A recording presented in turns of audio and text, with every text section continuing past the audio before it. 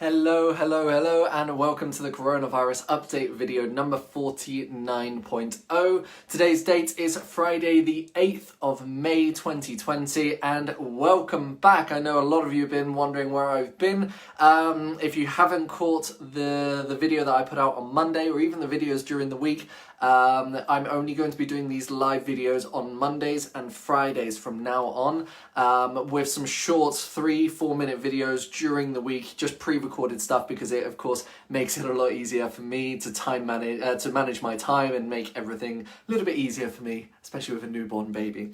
Right, so everyone, thank you so much for coming back. Thank you so much for all of your messages, your comments, wondering where I've been. But what I must say, the biggest thank you, first of all, is actually for you guys voting and nominating myself and Paloma, and I know a lot of you were nominating Lily as well, for the Coast to Coast Above and Beyond Award. And today, we won. We actually won an award for doing all of this. I'm gobsmacked. I really am. I am absolutely blown away with the amount of messages, and even the editors of the magazine were blown away with the amount of people putting our name forwards and suggesting us and the reasons. They were getting emotional just reading the reasons. They had nominations from all over the world, all over Europe. People from Australia were nominating us as well. So thank you again. If you're in Australia, that's my wife's favourite country. She wants to go there one day. So thank you. Seriously, thank you. This is actually, and yeah, it might be hard to believe, but this is actually my first ever award/trophy ever. And I know it says Adrian and Paloma on here, but I'm still claiming it as my first ever award. I've never received anything like this. I was never talented at sports. I was good at music, but they didn't really have awards for music. So this means a lot to me. It really means a lot to me. And yes, it's going on the mantle. It's going to go probably right next to the TV, and it's definitely going to be a conversation piece for anyone who comes over in the future when that is available. So yeah, thank you guys. Seriously, thank you for nominating. We've actually been nominated for, I think, the Euro Weekly award as well. They've got another one on there. So again, if you're nominating us, thank you again for voting, for nominating. It means so much. It really does. All right. So that's the first thing. We received that we received that today, the announcement and the award today, along with a couple of other magazines from Coast to Coast as well. And yeah, I believe they're going to be doing an editorial piece on this as well. So make sure you look out for Coast to Coast. If not, go onto their website or their Facebook page, and you might see the editorial piece in the next couple of weeks.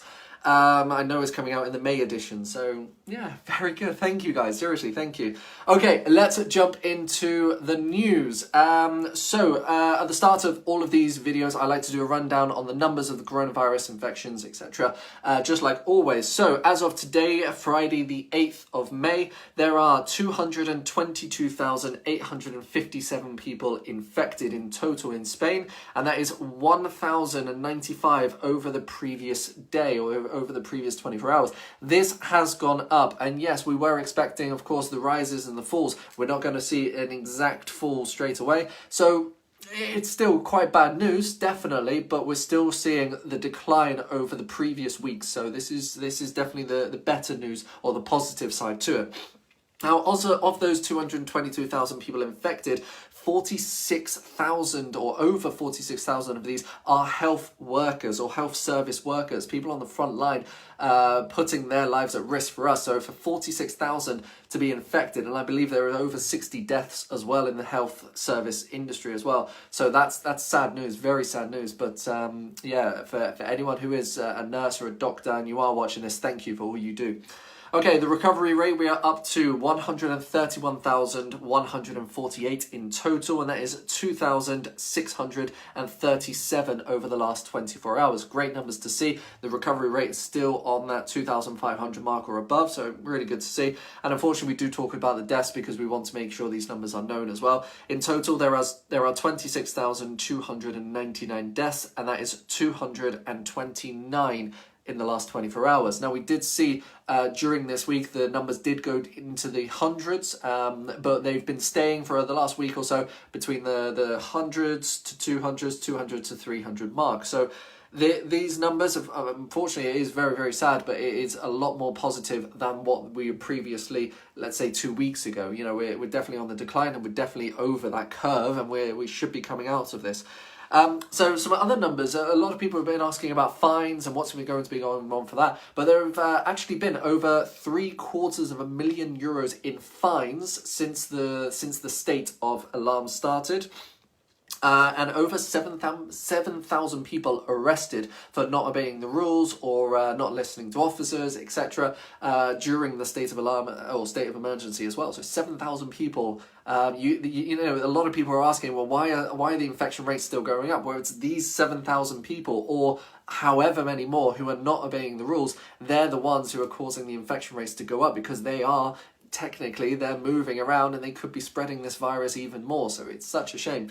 Okay, let's jump into the news. So, as of last week, we were able to go out and exercise. I posted a video last Saturday of my first run in God knows how many weeks long.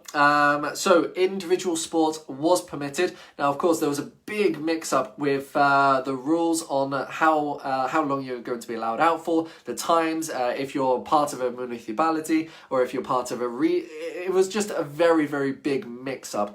Now, what I suggested on here was Googling what municipal you are part of, and that will be able to show you if your municipal is less than 5,000 people, and if that's the case, then you have unlimited time, as in your time schedule is all day. You can go out for a walk at 11 o'clock, 12 o'clock, 1 o'clock, whenever.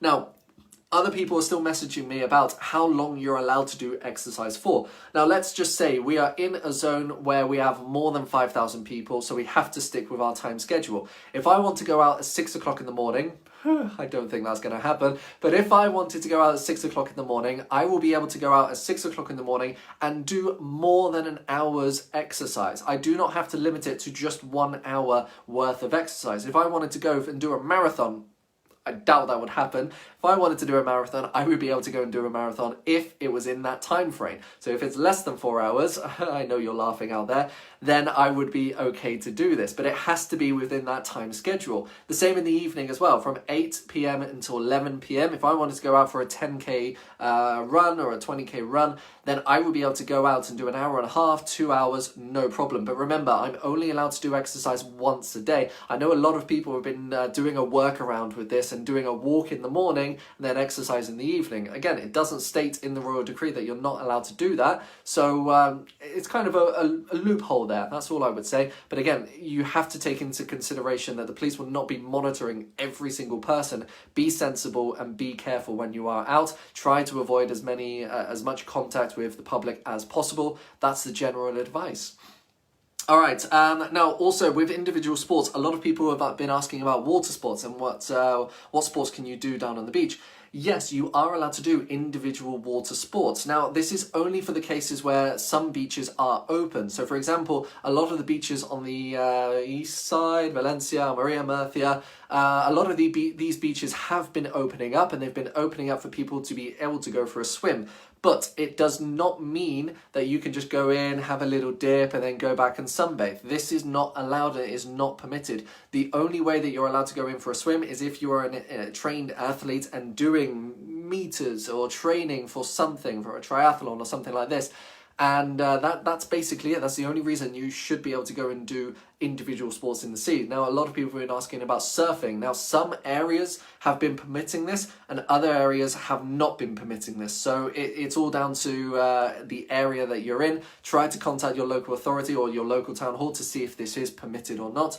But yeah, that's basically it. Now, another thing as well, so I mentioned sunbathing, not allowed. I did put out a video when was it?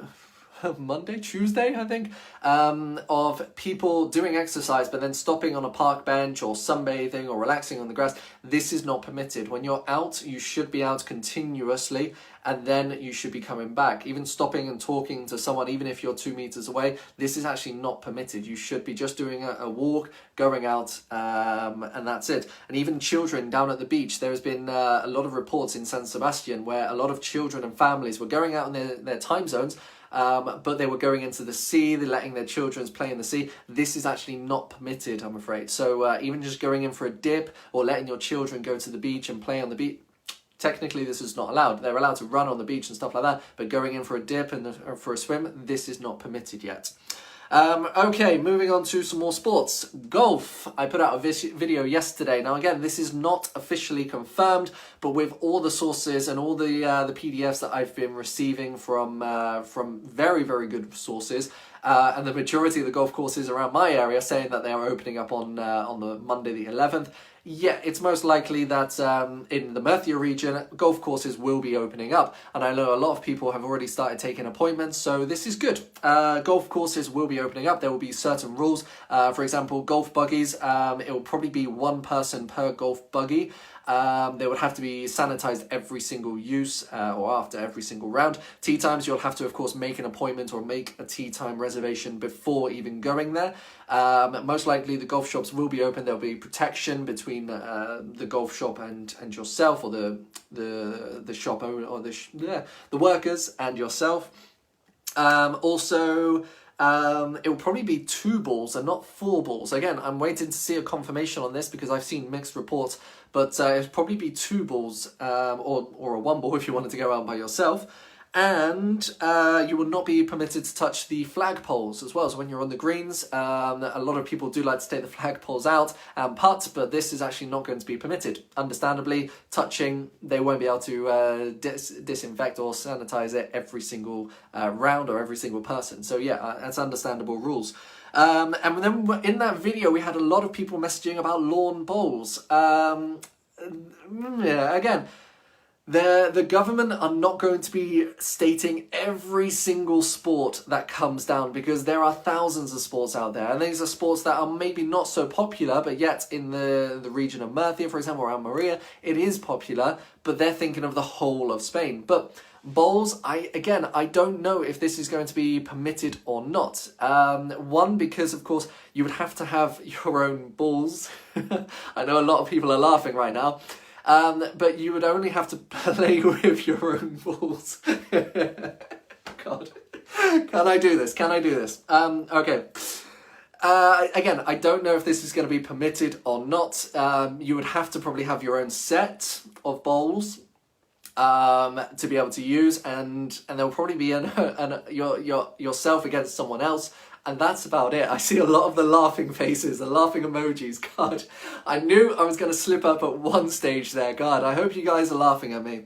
Okay, next thing, fishing. Now, I have been reading a couple of sanctions that have been sent to me before. And fishing, it looks like it's going to be allowed in phase 1. But again, this is not being confirmed. So until we have the royal decree in front of us and until we have the royal decree translated, we will not know if fishing is going to be allowed yet or not. Same goes with boats. Now, I have been reading mixed sources about this, about boats being able to go out and yourself being able to go out on a boat.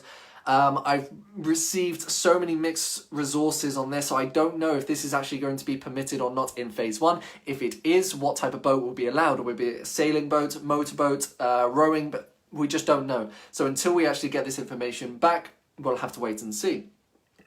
Okay, and lastly, this is basically the request that I've been getting, moving homes. Now, in phase 1, there is no mention of people being allowed to move home. So all the people who are still asking about when people will be allowed to move house to a second residence or something like this, then you just have to wait and see. I don't think it's going to be allowed or permitted in phase one, especially to different provinces. It might be permitted in phase one in the same municipal or maybe in the same province. But again, we have to wait and see what is actually going to be happening, okay? Right, let's go on to phase one. So we've been talking about phase one and what's going to be going on. Now, I've been putting out messages about what's going to be happening with phase one, when it's going to be happening. Now, again, there is no official date, but it's most likely going to be on May the 11th.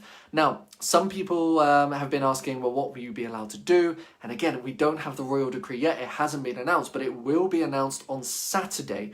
So on Saturday, tomorrow, the 9th of May, most likely there will be a press conference and it will probably be President Sanchez giving most of the information about what is going to be permitted. And this will be down to regions or the provinces of Spain. Now, during the week, there were a lot of presidents of each of the provinces putting out their reports to the government and basically asking for permission to move to phase one. Now, as it stands, most of the regions will be going into phase one and they have been accepted to go into phase one. However, there are a few, in fact 3, which most likely won't be going into phase one. And this is Madrid, Barcelona or Catalan, and Castilla-La Mancha, I think, or Castilla-La León. No, Castilla-La Mancha. So these 3, most likely they won't be going into phase one just yet, or from May the 11th. Now, this is down to because the infection rate, so it's down to the infection rate in the areas, and it's also down to, for example, the hospitals and whether they're going to be able to cope if, of course, we go into phase one and people are allowed out a bit more. If there is a second wave, even if it's a small second wave, will the hospitals, will they be able to manage with the amount of beds they've got, the ICU units that they've got? So the numbers, they have to do the calculations between each of the regions. Now, as it stands in the region of Murcia, we're actually doing very, very well with infection rate and death rate.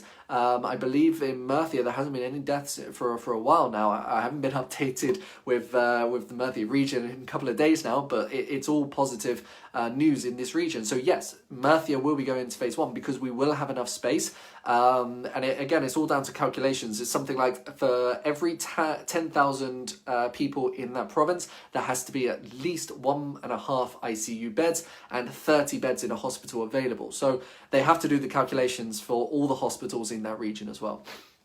All right, moving on. So phase one's, like I said, it's going to be by regions, but most likely it's going to be from Monday the 11th. We're going to get the announcement tomorrow, and I'll make sure I'll put out a pre-recorded video after I watch all of it and let everyone know. Now, the biggest news coming out from the phase one is going to be bars and restaurants opening up their terraces. Now, what we did have was the initial of 30% occupancy, but now it has been changed to 50% occupancy of the terrace area. Now, a lot of people are still asking, well, what happens if we need to go to the toilet? What happens if the tables aren't within 2 meters? Or what happens with the bar, with the waiters and drinks and blah, blah, blah, blah. Again, we haven't got all the actual information. Now, if this is anything like last week, for hairdressers, they only receive the royal decree the day before of protocols that they have to follow. Oh, there we go. My wife's messaging me now. Castilla León. Thank you, babes. Anyway, so it could be the day before that we actually receive the information of what is going to be happening with the bars. And for bars owners who are watching right now, again, until we get this information, we won't know what the protocol is going to be. But as we know at the moment, and what most bars are preparing at the moment, is putting a 50% occupancy. So if you have, for example, 10 tables on the outside area in your terrace, you will only be able to have 5 of these tables at occupancy. It is down to 2 meters between each table as well. Now, some people have said that you'll be able to ask your town hall to be able to have a permission to go more and larger on the street area. But again, that will be down to the town hall that you are a part of.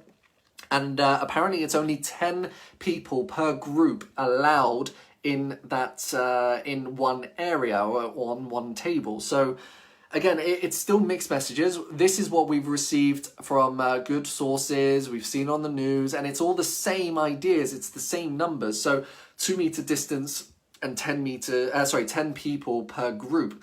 So that's basically what is going to be happening with bars and terraces. Now, if they do open up, one thing I will suggest, and for anyone who has asked if they can buy me a drink, I know a lot of people have said, after all of this is over, I'm going to buy you a drink.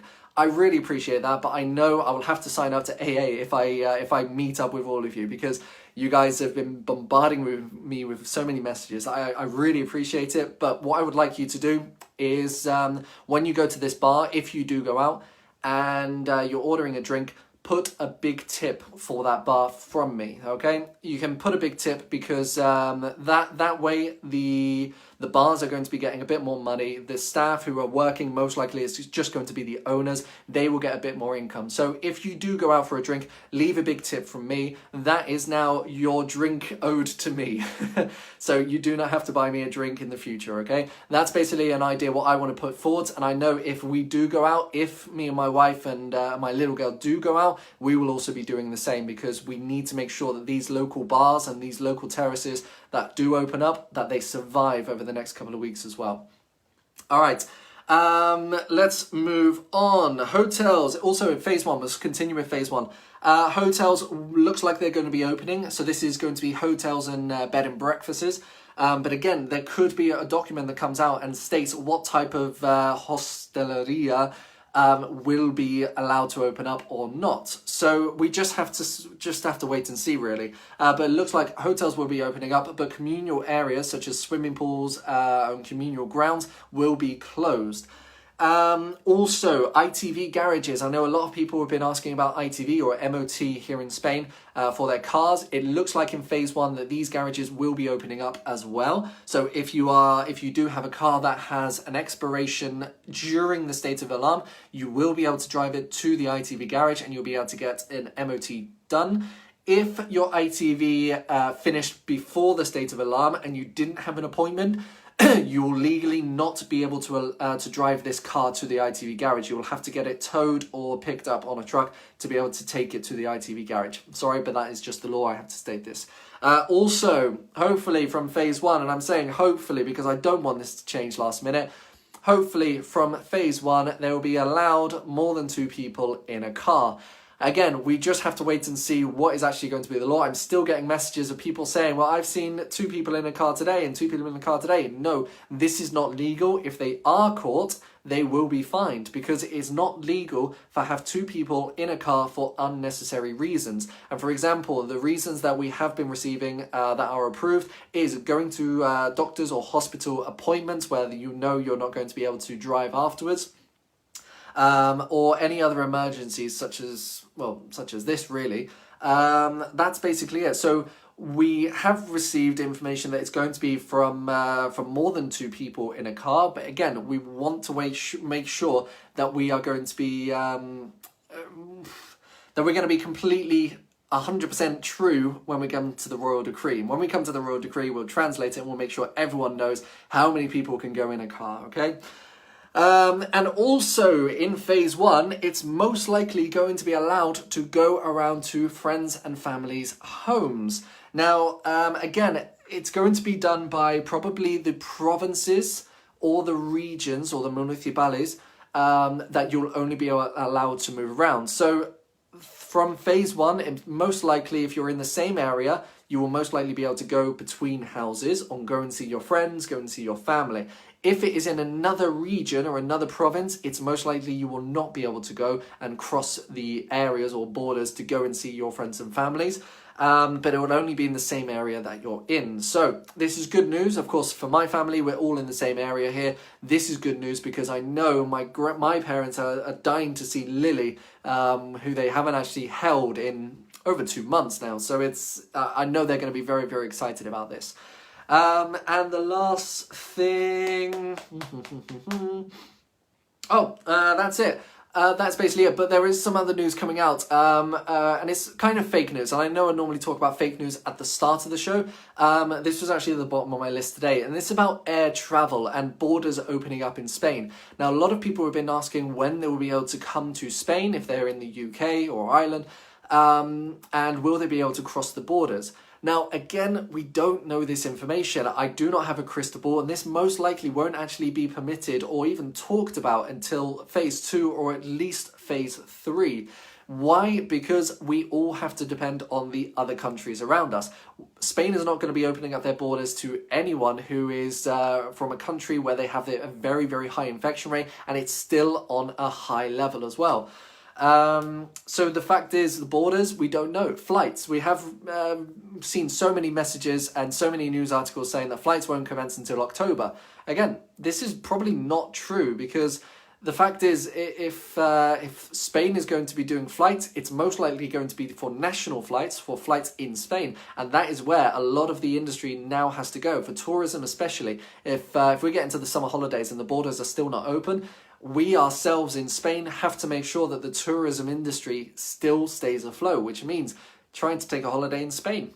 Hey, I've done it before. I took my honeymoon around Spain and it was great. I loved it. So that's where I think we're going to be going in the next couple of months. But again, we just have to wait and see what's going to be happening with the borders, what's going to be happening with flights. Nothing has been confirmed, so you do not have to ask about this. And the last thing, no, I will not ride a quad bike into the mountains. The amount of people who keep messaging me that, no, I'm not going to ride a quad. I've actually got an electric skateboard that I can go out into the mountains anyway, but I'm not yet. Anyway, that is it for today, guys. Now, again, thank you very, very much for messaging. Thank you very much for the award. I still cannot believe that we actually won this. I really, really can't believe this. It's going on my mantle, definitely. And for anyone who wants to keep up to date, this video is also going to go onto YouTube, so you can share it out to anyone who isn't on Facebook. And for anyone else who wants to get a bit more information, I'm going to be updating these videos during the week with short 3 or 4 minute videos. So you can subscribe, follow, like, and make sure you're up to date as well. I will see you hopefully tomorrow. I'll be doing a pre-recorded video and then an upload after I watch the Royal Decree. If not, I will see you Monday, where I'll be doing a live video just like this after the whole weekend to catch you up to date with all the news that came out. For the moment, guys, I'll see you, well, hopefully tomorrow. But if not, Monday. Bye, guys. Didn't stop.